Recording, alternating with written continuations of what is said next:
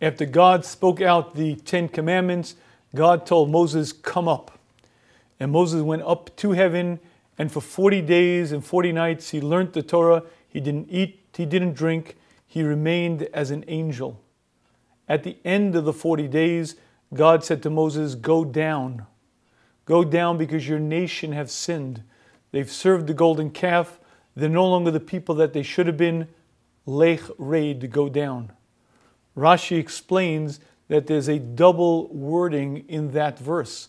Lech reid means go, go down. God said to Moses, go, go down.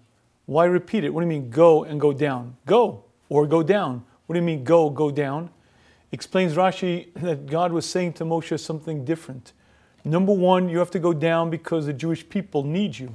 But number two, you have to go down. You're no longer allowed entree up here. You're no longer allowed in the tribunal of heaven.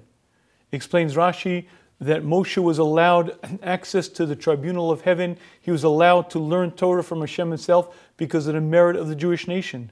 But the Jewish nation no longer merited what they had originally, and therefore Moshe had to go down. He himself was no longer allowed access up there.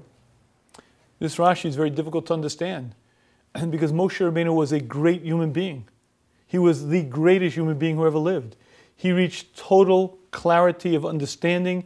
He reached levels that no other human being before nor any other human being ever will. Not only that, Rashi tells us that Moshe was the equivalent of the Jewish nation. If you were to take the entire Jewish nation on one side and take Moshe on the other, he was their spiritual equal. Didn't he merit speaking to God on his own? Didn't he merit being up in the heavenly tribunal because of his own greatness? And I believe the answer to this Rashi is no. As great as Moshe was, he was one individual.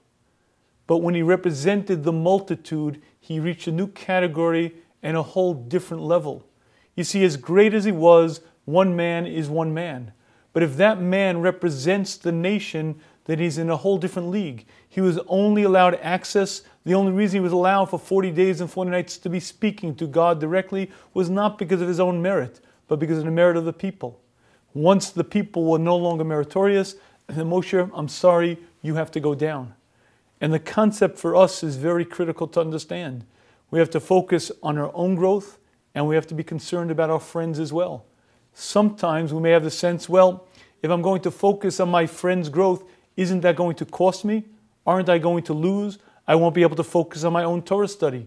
I won't be able to focus as much on my own growth. And I believe what this Rashi is sharing with us is quite the opposite. If you focus on someone else's growth, it doesn't cost you. God rewards you because not only do you now represent yourself, you represent another person, maybe two, maybe 10, maybe a classroom of people. You're now in a different league. You're now in a totally different sphere, and you get special help. You're allowed entree above. Helping other people doesn't cost you, quite the opposite. It helps you, whether it be in this world, whether it be in the world to come, in terms of your Torah study. When you help other people, you gain by it. It helps you grow further.